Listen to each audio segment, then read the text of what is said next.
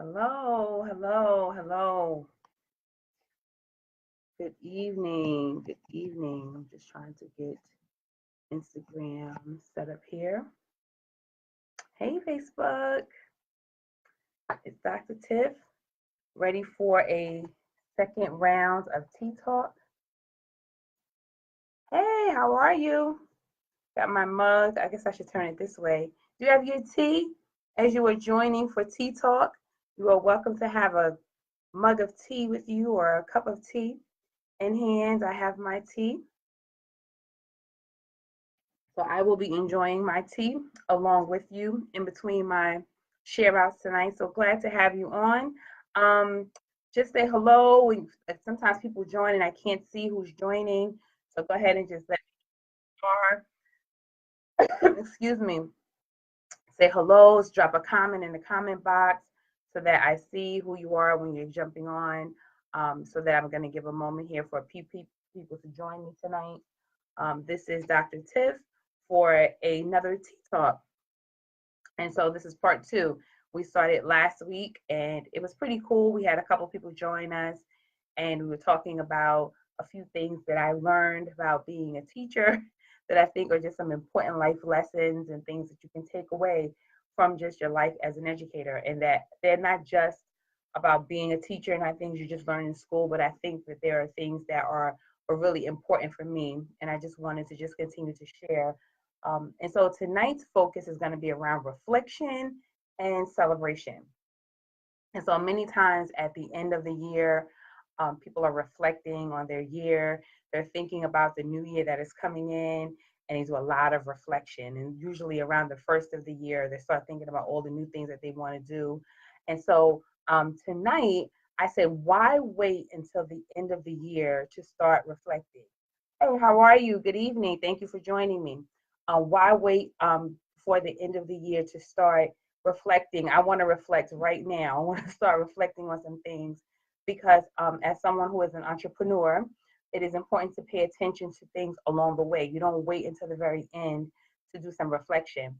And so, but I think by nature, I'm just naturally reflective. And so that is something that I do naturally, but I thought it was important to just take a moment to just do some reflection. Hey, Miss Kyra, thank you for joining me. Glad you can be on tonight. But I also wanted to celebrate because during the month of December, many people are celebrating various things, various holidays across cultural groups. And so I thought that it was important just to take a moment just to celebrate. And what I love about education and those that are educators, you can celebrate beyond just what's happening in the classroom. You can take those important things, those important ideas, really find some important aspects to really celebrate. So tonight we're just going to be just chatting about that. And so I'm just going to share a few ideas. And so along the way, if things kind of come to you, you're welcome just to post some things in the comment boxes. But I'm just going to just share, and then I will leave a couple of moments at the end for anyone that wants to just kind of give some insights or their other thoughts that they're having about this. But just to do a little recap, what we talked about last week, there were 5 things that I shared about some insights that were important for me that I kind of gathered about being an educator that I think are important life lessons. And the first thing was organization. I think as an educator, I had to learn to be really organized around my ideas or how to organize my time. That was really important. Think on my toes. As an educator, you don't really have the time to always have a lesson plan or have something always spelled out. Sometimes things just happen on the fly and you have to roll with it. And that was an important lesson that I think has always been cultivated within me throughout my time as being a classroom teacher, but even in the university setting and things that I really tried to teach my pre-college, my pre-service teachers. I tried to teach them about being responsive, being quick, and everything is not in the book. So you have to be able to be responsive and be very quick sometimes, and everything is not always going to be written out for you. The other thing is the ability to handle multiple tasks at one time. Being an educator really, really cultivates that. And so you have to move, you have to respond, and that's that kind of thinking on your toes, but also handling multiple tasks very swiftly, effectively, efficiently, and you have to be responsive to a lot of people in a lot of different ways. And so I shared a couple of stories with those that joined last time. The other thing that I talked about was managing large groups. As a classroom teacher, I had large groups of kids, various personalities. Everyone just is not there. You're not always there. You're not going to like everybody. It's not really about you liking them, but you have a task and you have a job to perform. And it would be nice if you liked everyone. It would be nice if they all liked you. But let's just face it, that's not reality, right? Your job is just to be able to be effective, to be able to perform your job, and to manage the group in a way that keeps everyone safe. And so I shared a funny story. Well, it wasn't really funny in some aspects of it, but I laugh about it now. I shared a story about a student that I had to really keep safe because he was in a situation that could have really been pretty dangerous. But thankfully, we got out safely, and he was fine. And we chuckled about it afterwards. But it was a large group of kids, and I had to be able to move pretty quickly in that. And then the last one was being a strategic problem solver. As an educator, you have to problem solve. You always have to be ready to solve a problem, whatever it comes up. And these are things that are life lessons. These aren't things that you necessarily learn in school. These aren't, you can learn some things, you can learn some ideas about these things, but when you're in pre-college training or learning to be an educator, these are this sort of some what we call soft skills. Some of these are things that you just get cultivated inside of you, and you have to practice them. You have to be willing to just put these things into play, and they become more enhanced in a school setting, in an educational setting. And so that's just kind of a recap from last time. And so tonight, what I want to talk about in terms of reflections is it was three things that kept on popping up for me tonight. And when I thought about what does it mean for me, what does it mean for you if you're an educator? Just kind of drop a comment or just wave a hand or something if you are an educator. If you join me tonight, if you're an educator. Because for those of us who are, I think this is going to really make sense for us. And for those who aren't, hopefully this will help you to understand more about what we do. But many people have a misunderstanding about what it means to be a teacher, and they think that teachers, they go home at 3:00. Their job is so easy. They think that they have summers off. They don't really they have this real simple job, and it really isn't. I mean, teaching is probably the most complex job that I think that exists, because you're dealing with so many different multifaceted kind of experiences every single day. Every day is different. When you come into that classroom and into that school environment, you never know what you're going to get from one day to the next. And so, excuse me, one of the things that was really important for me that I thought about as I was reflecting on my role as an educator, that I said, beyond the classroom walls, beyond what I do as an educator, beyond, what can I take from my role as an educator after 23 years of being in education? What could I take away? And you know what? The first one was show up. You show up. And this is not just physically show up, but you emotionally show up.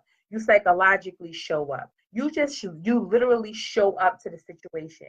And so when you think about the challenges that your life presents, when you think about the things that come across your path, when you think about the things that may seem daunting and challenging and difficult and unsettling, what life requires you to do is to show up. You get yourself in the game. You can't lay in bed. You can't sit on the sidelines. You can't fuss and fight. You can't talk about, I'm not going in today. You got to literally show up to the game. You got to show up to the party. You have to show up to the situation. And what I have come to understand that's so powerful about being an educator is that it has taught me you got to show up, Tiffany. You have to be in there. If something is not working, or if you don't, you just got to be in it. Put on your clothes, wash your face, fix your hair, get your boots on, put your hat, your scarf, whatever is required. And these things are symbolic. Sometimes it's not so much just the physical things, and sometimes it is physical, but a lot of times it's very symbolic. And so what I'm talking to you about tonight is how educators do things in the natural, do things naturally, do things, they physically show up, they emotionally show up, they psychologically show up, they spiritually show up, they emotionally show up. And when some part of them is missing, it shows.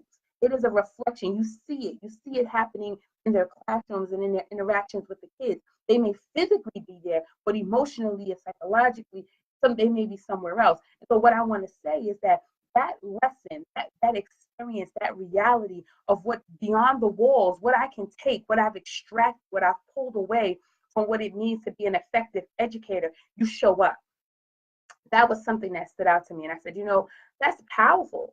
And so for you who are thinking about education, or if you think about just even if you're not in education at all, you can take that. That can be a seed that you take. That can be a nugget for you that you take. Whatever you're doing, wherever you find yourself this day, show up. Just get in the game. Get in the game. Don't sit on the sideline. Don't sit by the wayside and just say, you know what, it's okay if I don't be there today. It's okay if I don't show my face. No, sometimes just showing up is the best thing that you can do. We're not always asking for you to say something or to do a lot of extra, but sometimes just showing up is the thing that you do. So that was something that was really significant, really powerful. And I just wanted to share that as a reflection point. Showing up is important. The other one is keep trying. Number 2, keep trying. Do you know how many times I attempted to reach a student and I wasn't able to do it? Do you know how many times I tried to help to explain a concept to him or her and they didn't get it? Do you know how many times I tried to make something clear to them and they didn't really understand, or I was trying to figure something out for myself, trying to work something out kind of instructionally, it just wasn't coming together? One of the things that I understand that's important about that is you keep working at it. When I was a little girl, my mom would say practice makes perfect, right? How many of you have heard that as a kid, right? Practice make perfect. You keep on working at it. You keep on trying. You keep on doing it over and over again until you finally get it. Well, the thing about education, the thing about this sort of thing beyond the wall of education is that this reality is that you should keep trying at something. And the more you do it, the better you do get at it. And so now I'm at a place in my journey as an educator after 23 years. There's certain things I just know how to do, right? There's certain things like I know how to write a learning objective. I know what a learning objective is. For some people who are not in it, may not know what that term is. I know what a behavioral objective is. I know how to write a good lesson plan. I know what to look for when I go in the classroom. When I'm observing people who are teaching, I can tell someone who's a good and a solid teacher and someone who probably needs to maybe kind of work a little bit differently and kind of get some other kind of skills to hone some things. I know someone who knows how to engage students. I can watch, I can listen to questioning strategies. I know that. Why? Because I've done it so many times, over and over and over again. I've read the literature. I've been a part of this. I've studied this craft. I've done the craft, and I'm an expert in the field. So I know how to do certain things. But it took time. It wasn't something that just happened overnight. And so what I appreciate about the process is that it has taught me this other thing, this nugget that I'm just dropping tonight, which is keep trying. You don't give up. And so now let's take it away from the classroom and how in life do things happen to us and we feel frustrated. We feel like it's not working. We feel like we're not able to get it. I can think about all kinds of personal examples. I can go into a whole list of them, but I won't. But I could think about ways in which I've tried something, it just wasn't working. I just couldn't get it. And so I finally said, I'm not going to give up. I'm going to keep on trying. And, I will use this example because many of you follow me on my personal Facebook page and you know that I'm up at 5 a.m. I'm exercising. You know that I try to live a healthy lifestyle. My body is changing. Things in my lifestyle are changing. And it's because I keep on trying. I've yo-yoed. I've been up and down, up and down. Things have been, but you know what? I keep trying. I don't give up on it because it's something that's important to me. So when you want something bad enough, you won't give up on it. You won't let it go. You won't put it to the side. You won't say that, you know what, I'm just going to let somebody else do it. When it's something that you want, when it's something that's important for you, you will keep on trying. You won't let it go because you know that you're going to be the one that has to do it. And that's nugget number 2. Keep trying. So the first one is show up. The second one is keep trying. The third one I want to say is trust the process. Because in the midst of you showing up, in the midst of you keep trying, you got to trust the process. Sometimes it does not change overnight. Every time I would work with that student and it seemed like he or she was not getting it, sometimes they would look like they would get whatever the sight words were or whatever the math concept was, and then it looked like they would regress. Sometimes the next day they would get a little bit better, and sometimes they would just be completely stuck. And it seemed like they weren't making the progress that I needed them to make. But I kept on doing it, kept back to the keep on trying. I had to trust the process. I had to trust that this constant work was going to mean something to them and for what we were doing. So the example that comes to mind is, how many of you have seen the movie Karate Kid? And so in that movie, I think about how the little boy had to keep on doing that paintbrush, right, up um, on the wall, on the fence, right, up and down, up and down, up and down, and it seemed like it was the most tedious, the most unnecessary thing in the world, over and over and over again. Why am I doing this?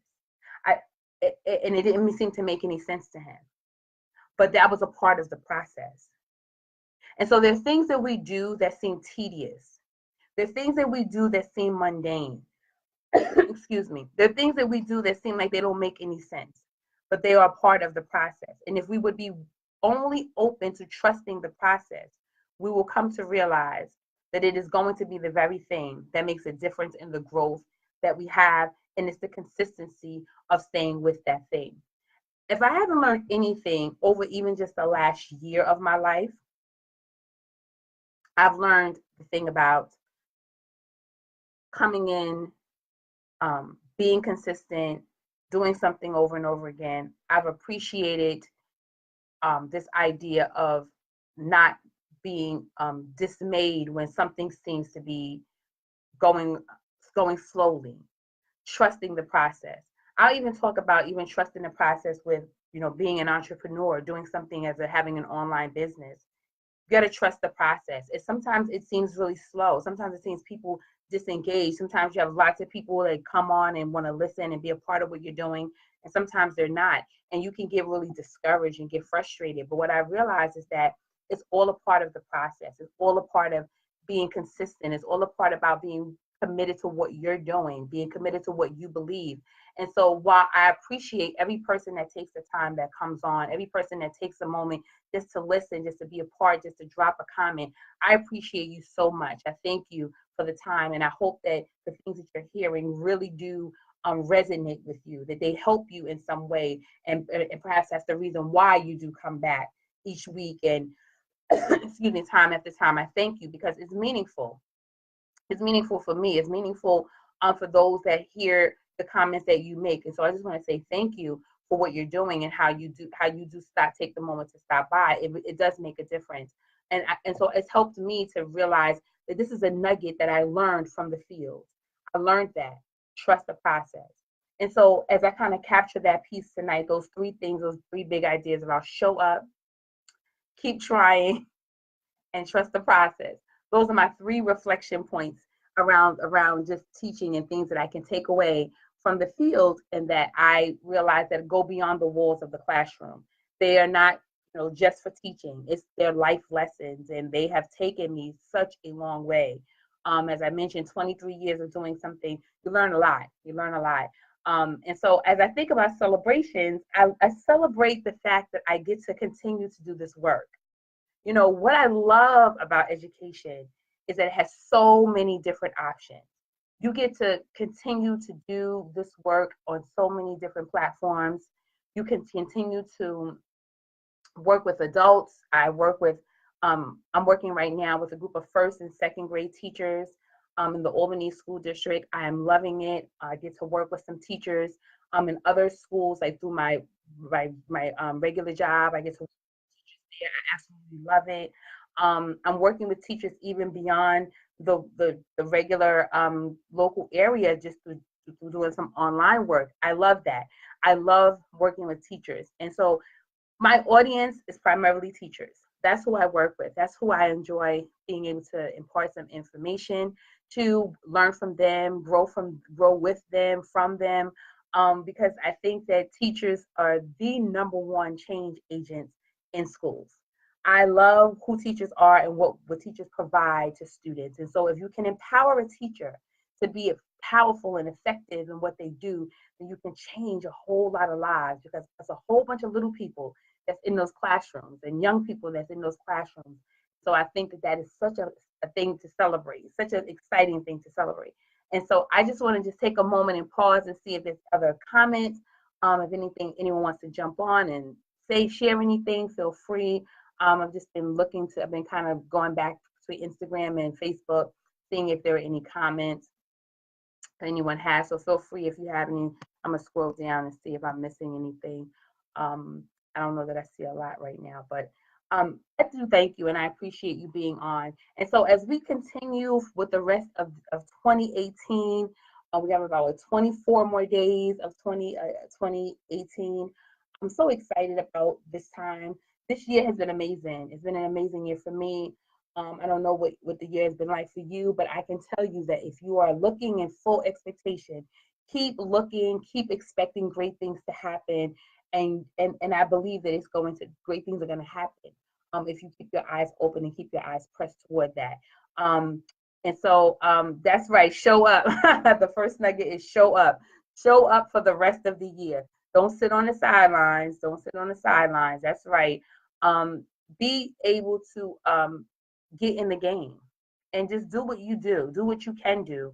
Because I think that there's great things for us, and we sometimes we forfeit those opportunities because we shrink back. So don't go shuffling through the rest of the next couple of weeks, already looking at 2019 because you just shuffle past it and you kind of think of 2018 being a wash. It's not over yet. I heard a woman say, and I'm going to wrap up with this one. I heard a woman say that the game is won in the fourth quarter. You don't win a game at the beginning. You win a game at the end. And I thought about that, and I'm not really into a whole lot into sports, but I do know that that makes sense. If you're playing a game, you win at the end. So stay in your game. Show up. Keep trying. Trust your process. Find your celebration points along the way. Do not give up. And make sure that at the end of 2018, you leave with some kind of win because that is what is in store for you. So thank you so much. Have a wonderful evening. I will be back again with one more TeaTalk before we wrap up 2018. I'm going to come back with one more, and then I'll give time for us to do our celebratory things for the holidays with our families and so forth. I'll come back with one more, and then we'll be wrapping it up for the year. I do want to say that you can look on the lookout for kind of a facelift with Dr. Tiff Speaks. I'm working on some things right now, which is why I've taken a little lull with like Math Monday and doing some other things, just because as the new year comes in, there's some new ideas that are on the horizon.